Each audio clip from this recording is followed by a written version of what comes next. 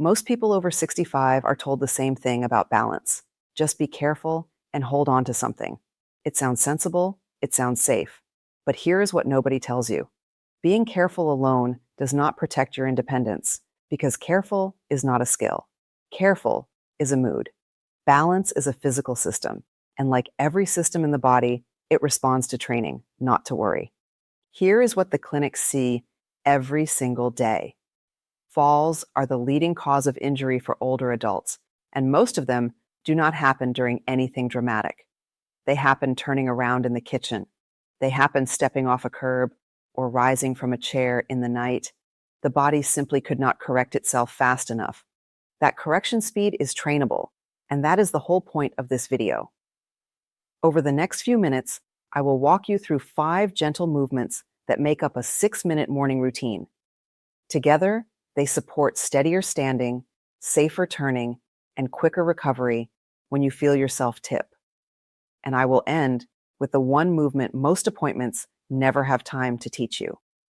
The number 1 item on this list is something almost nobody talks about. Stay with me until the end, because that single movement can change how you approach the next 10 years of standing on your own 2 feet. Let me tell you why standard care almost never covers this. A typical appointment runs about 12 minutes. In that time, your doctor has to review your medications, check your blood pressure, listen to your concerns, and write everything down. There is real care in that room, but there is no clock left for prevention. Nobody has 15 unhurried minutes to teach you how to stand on one leg safely by your kitchen counter.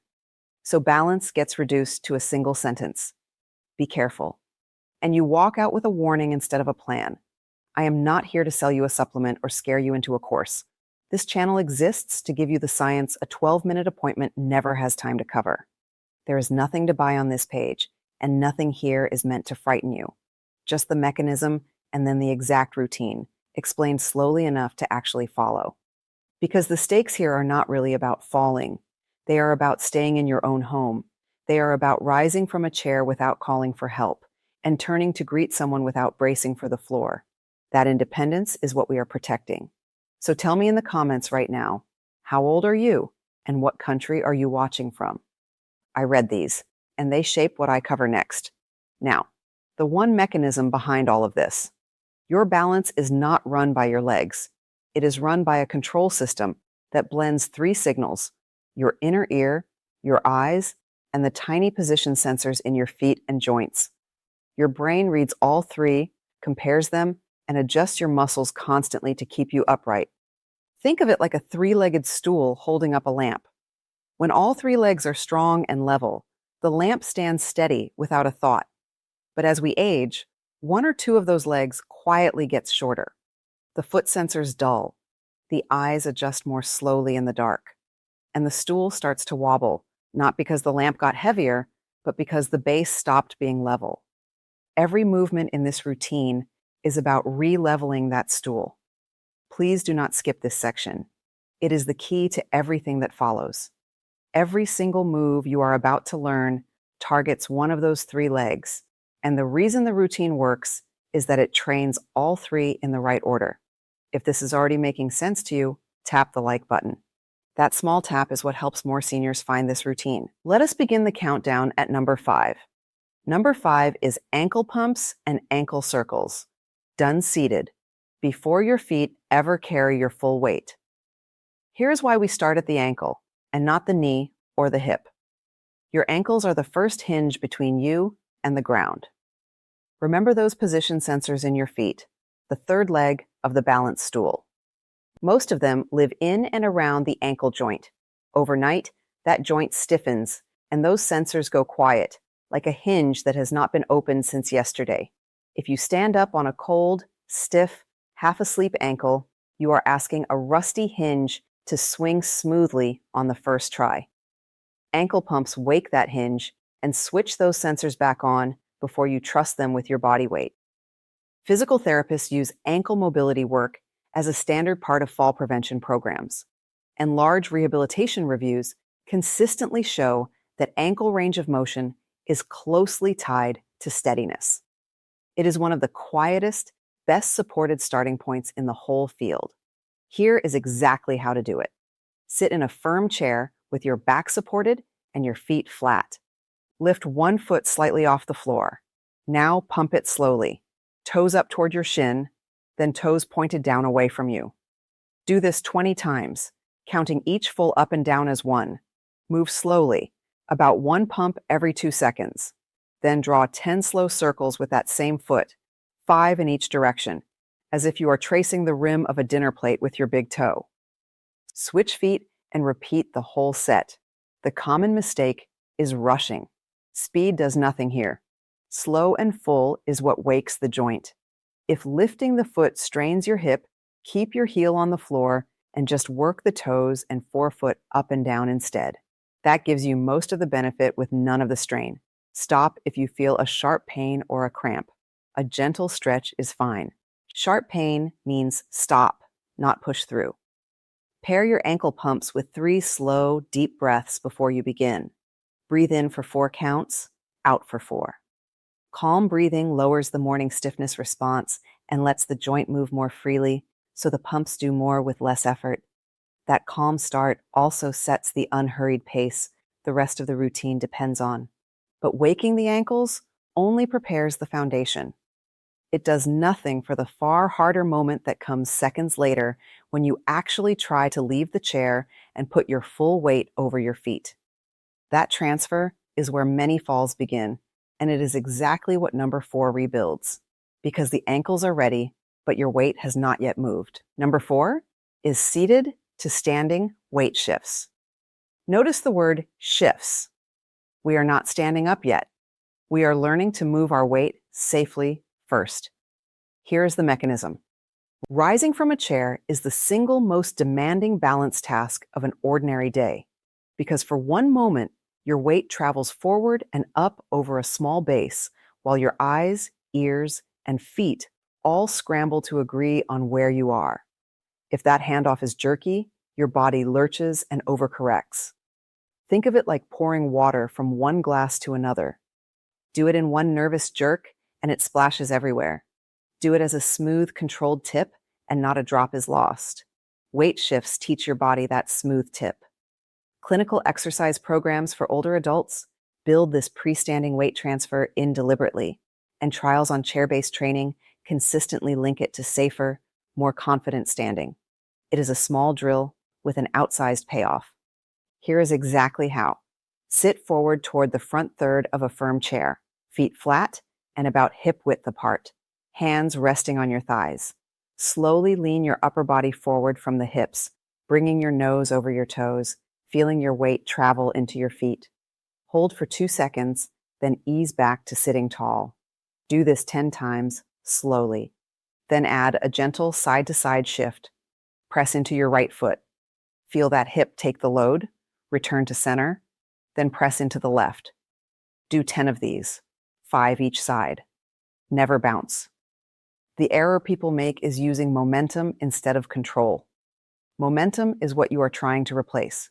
Keep both hands on your thighs or rest one hand on a sturdy table beside you for reassurance. If a table is not within reach, keep both palms pressed flat on your thighs the whole time. If you feel lightheaded leaning forward, sit up at once and rest. Dizziness is a stop signal, not something to power through. Pair these weight shifts with the ankle pumps you just learned, in that order, because loose, awake ankles let your weight travel into your feet cleanly, and the two together turn a wobbly rise into a controlled one. Do the pumps first, then the shifts, every single morning. Still, all of this so far happens sitting down or barely leaving the chair. The real test of balance is what your body does while it is actually moving across the floor, and that demands a skill these first 2 moves never touch. That is what number 3 trains. Number 3 is the heel-to-toe counter walk, sometimes called tandem walking, done alongside your kitchen counter. Here's the mechanism, and it goes back to our 3-legged stool. Normal walking uses a wide base, one foot planted well apart from the other. Heel-to-toe walking deliberately narrows that base to almost nothing, placing one foot directly in front of the other. That forces your inner ear and your foot sensors to work harder and talk to each other faster, because your eyes alone cannot hold you on such a thin line. Think of it like a train learning to run on a single rail instead of a wide road. The narrower the track, the more precise the steering has to become, and precision is exactly the skill that fades with age. Heel-to-toe walking is one of the standard balance tests clinicians actually use to measure fall risk, and it is trainable, which means the same test doubles as the exercise. That is rare and useful. Here is exactly how, done safely. Stand sideways to your kitchen counter so it runs the length of your walking path, and rest one hand on it lightly. Now step so the heel of your front foot lands just in front of the toes of your back foot, almost touching, as if walking along a tightrope. Take 10 slow steps this way, down the counter, pausing a full second on each step to find your balance. Then turn carefully and come back for 10 more, keeping that hand on the counter the entire time. Look ahead at a fixed point, not down at your feet. Do 2 trips down and back. The mistake people make is going fast to get it over with. Slow steps with a pause are where the training happens. Keep your hand on the counter at all times, and never do this move in socks on a slick floor. Bare feet or grippy shoes only.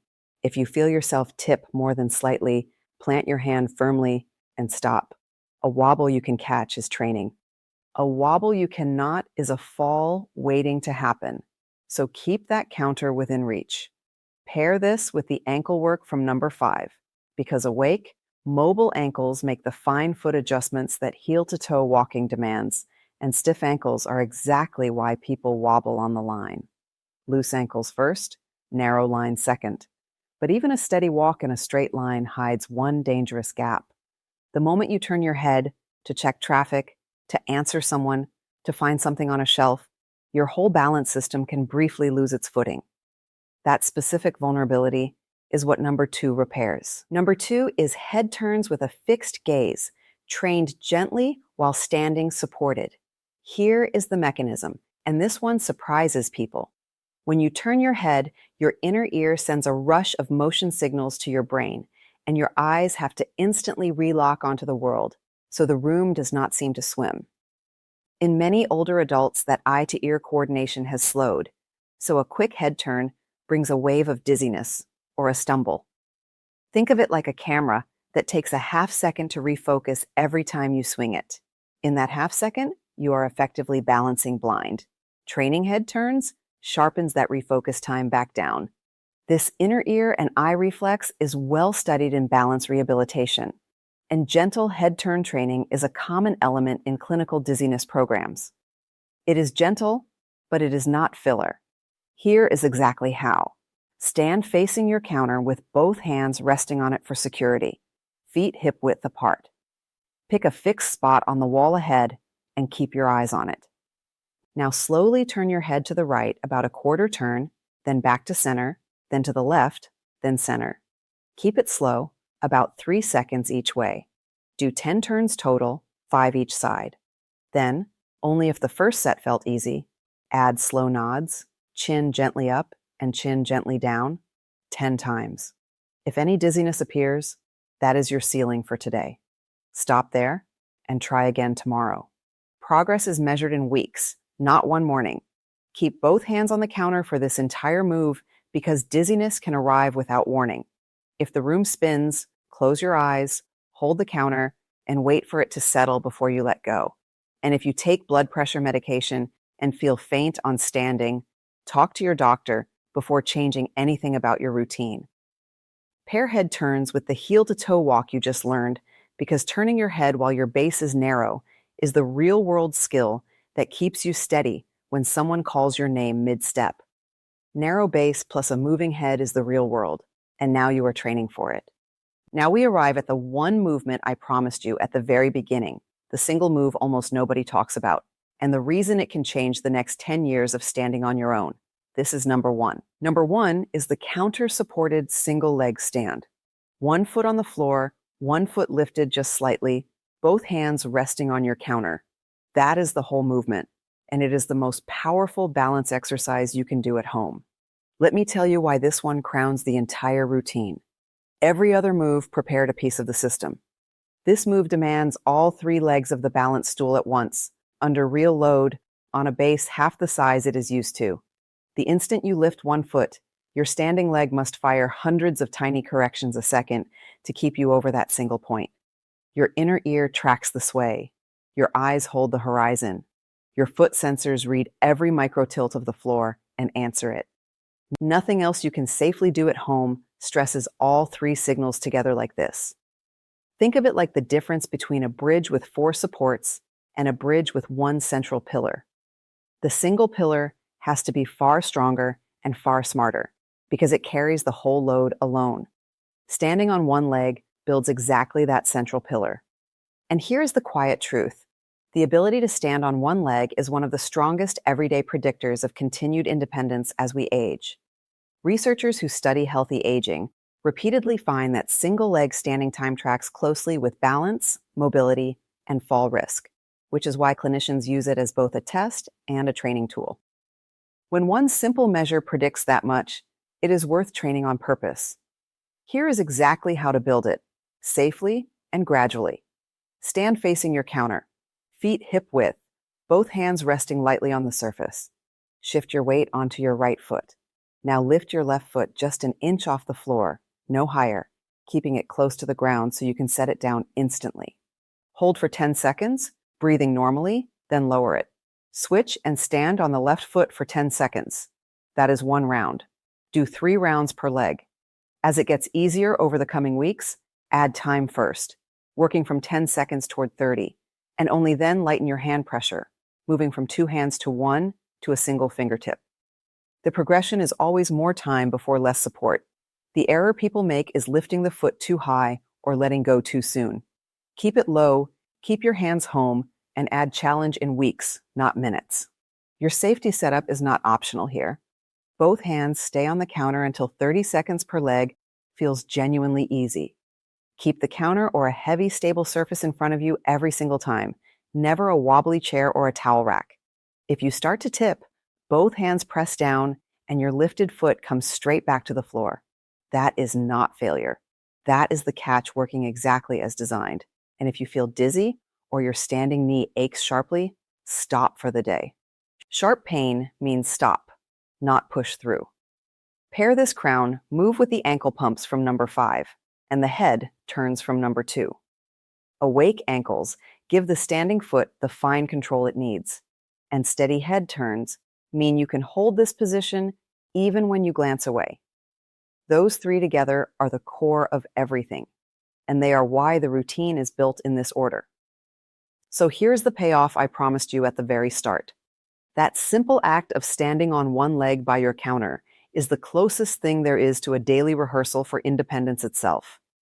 Every time you get off a toilet, step into a bathtub, or climb a stair, you pass through a single leg moment.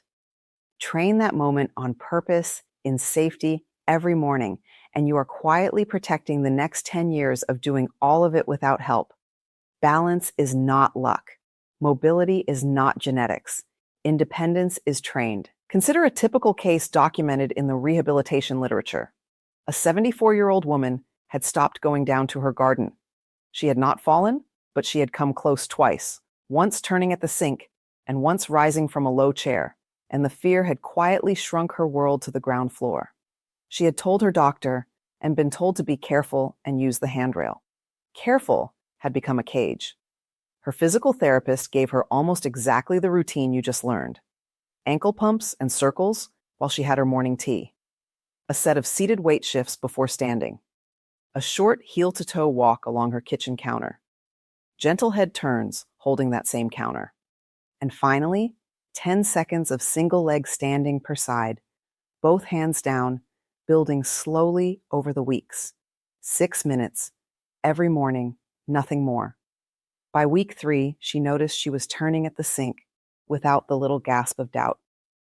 By week 6, she stood on one leg for 30 seconds with a single fingertip on the counter.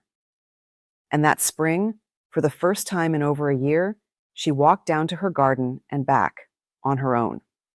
Nothing dramatic changed. Her balance system was simply retrained, one quiet morning at a time. So let us turn everything you learned into a plan you can actually start. Here is your action matrix, and each step has a number, so you know exactly what to do. Step 1. Tonight, Set one thing on your kitchen counter that reminds you. A visible cue beats willpower every single time, so tomorrow morning the routine is waiting for you. Step 2. Tomorrow morning, do just the first 2 moves, 20 ankle pumps and 10 weight shifts, and nothing else. Starting small is what makes it stick, because an easy start is one you will repeat. Step 3. On day 3, add the heel-to-toe walk, 10 steps down and 10 back, with one hand on the counter. You are adding one skill at a time, so nothing ever feels overwhelming. Step 4. In week 1, add the 10 gentle head turns, 5 to each side, holding the counter throughout. This is the piece that protects you when the world moves around you. Step 5. By week 2, add the crown, 3 rounds of 10-second single leg holds per leg, both hands home. Now you have the full 6-minute routine, built gently, and you never once did more than your body was ready for. Think of someone in your life who has started saying no to stairs or gripping every railing a little tighter. Send them this video today. 6 quiet minutes a morning might give them back a garden or a staircase or simply the confidence to turn around without fear. Tell me in the comments which of these 5 you are starting tomorrow morning. Your answers decide exactly what I cover next. And if you want more of the science your appointments never have time for, subscribe to this channel, because that is the whole reason it exists, to hand you back the independence nobody else has time to protect. This video is education, not a diagnosis. Your own doctor knows your history, so bring this list to your next appointment. I'm Laura Bennett. Don't forget to subscribe and live longer.